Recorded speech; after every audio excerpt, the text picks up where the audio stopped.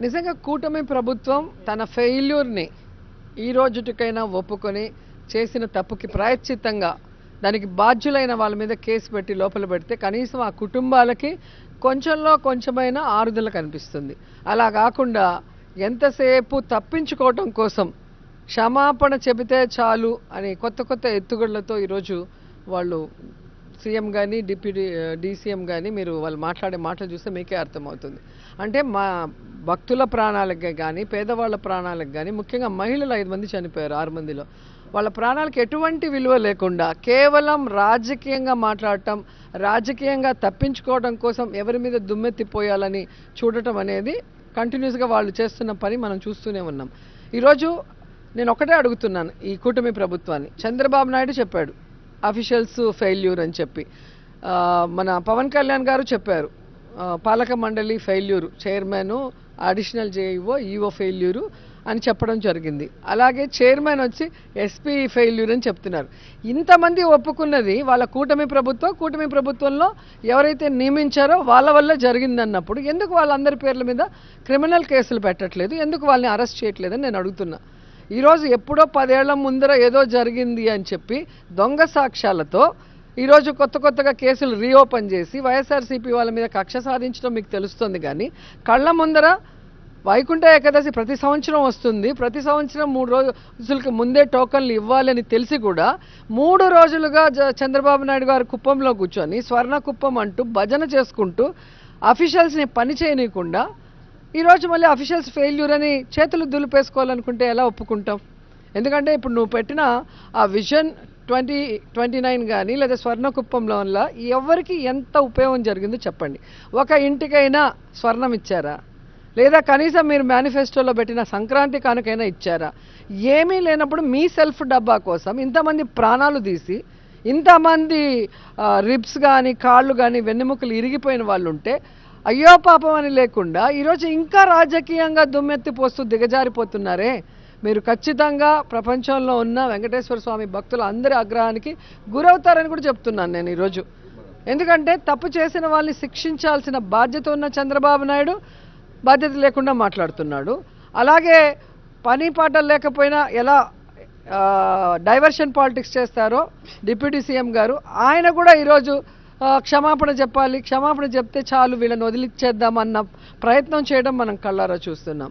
And police వ్యవస్థ అయితే మరీ టూ మచ్గా ఉంది. హోమ్ మినిస్టర్ కానీ పోలీసులు కానీ వాళ్ళ బాధ్యత కదా, ఇన్ని లక్షల మంది వస్తారు అని ప్రతి సంవత్సరం వచ్చేది చూసుకుంటేనే వాళ్ళకి తెలుస్తుంది. కనీసం అంతకుముందు ఎవరైతే చేశారో వైకుంఠ ఏకాదశి ఆ పాత వాళ్ళ దగ్గర ఎలా చేయాలి, ఏంటి సౌకర్యాలు అందించడంలో కానీ సేఫ్టీ అందించడంలో కానీ దర్శనాలు వచ్చి ఇబ్బంది లేకుండా జరిపించడంలో చూసుకోవాలి.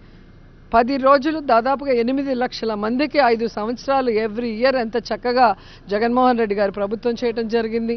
అలాగే క్యూలలో ఫస్ట్ కమ్ ఫస్ట్ లైన్లలో పంపించి టోకన్స్ ఇస్తూ ఆ క్యూలో ఉన్న వాళ్ళకి మంచినీళ్ళు కానీ చిన్నపిల్లలకి పాలు కానీ భోజనాలు అందించి ఎక్కడ ఇలాంటి అపశృతి జరగకుండా చూసుకోవడం మనం చూసాం.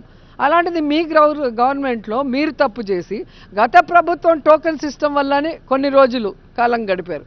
మరి టోకన్ సిస్టమ్ వల్ల ప్రాబ్లం ఉంటే ఆ టోకన్ సిస్టమ్ తీసేయచ్చు కదా.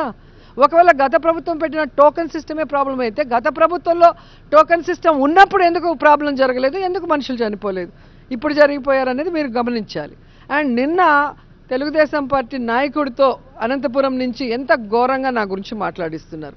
ఆయనకి నాతో ఏం పరిచయం ఉంది, నా గురించి ఏం తెలుసు, వీళ్ళే ఒక స్క్రిప్ట్ రాసిచ్చి వాళ్ళతో మాట్లాడిస్తున్నారు. మేము అడిగింది ఏంటి? ప్రభుత్వం బాధ్యత, కూటమి బాధ్యత.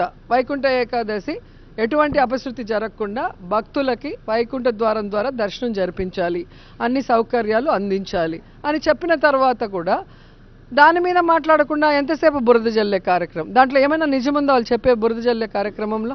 చనిపోయిన వాళ్ళకి ఎవరు బాధ్యులో వాళ్ళ మీద కేసులు పెట్టండి అని చెప్పా. అది కూడా తప్పంటే ఎలాగా? అంటే ప్రతిపక్ష నాయకులకి గతంలో ఎమ్మెల్యేలుగా మంత్రులుగా పనిచేసిన వాళ్ళకి ఇలాంటి వైకుంఠ ఏకాదశుల్ని సక్రమంగా నిర్వర్తించిన మాకు కూడా మాట్లాడే అవకాశం లేకపోతే ఇక పేద ప్రజల్ని మీరు ఎక్కడ నోరు తెరవనిస్తారని నేను అడుగుతున్నా. ముఖ్యంగా మాధవీలతను మనం చూసాం, సంబంధం లేకపోయినా హైదరాబాద్ నుంచి ఎలా వందే భారత్ ఎక్స్ప్రెస్లో భజనలు చేసుకుంటూ వచ్చి ఓవరాక్షన్ చేశారు. అలాగే పురంధేశ్వరి గారిని చూసాం, హిందుత్వ పార్టీలో ఉంటూ ఈ రాష్ట్ర అధ్యక్షురాలిగా ఉంటూ తెలుగుదేశం పార్టీకి ఎప్పుడూ సపోర్టివ్గా భజన చేయటమే.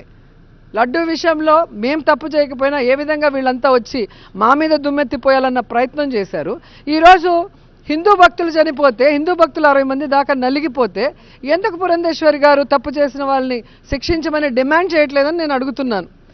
అలాగే ఎండోమెంట్ మినిస్టరు, అనుభవం ఉన్న వ్యక్తి, గతంలో మంత్రిగా పనిచేసిన వ్యక్తి, అతను కూడా ఈరోజు తన సీనియారిటీని పక్కన పెట్టి నీతిమాలిన రాజకీయాలు, నీతిమాలిన మాటలు మాట్లాడుతున్నాడు తప్ప తన తప్పుకి తాను బాధ్యుణ్ణి అని చెప్పేసి రాజీనామా చేయాలి, తప్పు చేసిన వాళ్ళని శిక్షించమని డిమాండ్ చేయాలి. అది వదిలేసి ఎలా మాట్లాడుతున్నారో మనం చూస్తున్నాం. ఇలా ప్రతి మనిషి కూడా దిగజారుడు రాజకీయాలు చేయడం రాష్ట్ర ప్రజలు, ముఖ్యంగా వెంకటేశ్వర స్వామి భక్తులు అందరూ గమనిస్తున్నారు. ఎందుకంటే ప్రపంచ ప్రఖ్యాతి చెందిన తిరుమలలో లడ్డూ గురించి ఏ విధంగా అన్యాయంగా మాట్లాడి ఆ దేవుడి మొటిక్కాయలు వీళ్ళకి పడ్డాయో మనం చూసాం. అలాగే ఇప్పుడు మళ్ళీ అన్యాయంగా మాట్లాడుతున్న ఈ కూటమి ప్రభుత్వం, దాంట్లో ఉన్న పెద్దలకి ఖచ్చితంగా భగవంతుడు ఈసారి చాలా గట్టిగా దెబ్బ కొడతాడని కూడా ఈ సందర్భంగా తెలియజేసుకుంటాం. ఈరోజు ఎక్స్‌గ్రేషియా విషయంలో కూడా 25 లక్షలు టీటీడీ నిధులు ఇవ్వటం అనేది అది చూడాలంటారు మేడం. అంటే అత్త సొమ్ము అల్లుడు దానం అంటారు కదా. చంద్రబాబు నాయుడు పని అంతా ఎప్పుడు అంతే. ఏదైనా మంచి చేయాలి అంటే ఆయనకి మనసు రాదు. ఇంకా ఇంత ఒత్తిడి వచ్చింది కాబట్టి ఏదో అనౌన్స్ చేసేసాడు. ఆ డబ్బులు ఇవ్వాలి అంటే మాత్రం ఆయనకి మనసు రాదు. దాన్ని టీటీడీ నుంచి ఇమ్మంటారు. టీటీడీ నుంచి నువ్వు చెప్పడం ఏంటి? నువ్వు ప్రభుత్వం తరఫున నీ ఫెయిల్యూర్, నీ పోలీసులు ఫెయిల్యూర్, నీ చుట్టూ తిప్పుకోవటం వల్ల ఎంఆర్ఓల్ని, ఆర్డీఓల్ని, సిఐల్ని, ఎస్ఐల్ని వాళ్ళు అక్కడ పని చేయలేకపోయారు. దానివల్ల అక్కడ జరిగింది. సో నీ ప్రభుత్వం ఇవ్వాలి. టీటీడీ నిధులు ఓన్లీ భగవంతుడి కార్యక్రమానికి నిర్వర్తించాలి. అదే నువ్వు వచ్చిన వాళ్ళకి నీళ్ళు ఇవ్వు, పాలు ఇవ్వు, భోజనాలు పెట్టు, ఎవరు ఇబ్బంది పడి ఉండరు. కానీ నీ రాజకీయం దాంట్లో కూడా చూపిస్తున్నావు. చంద్రబాబు నాయుడు ఫ్రాడ్ రాజకీయం, మార్క్ రాజకీయం మనం చూడొచ్చు.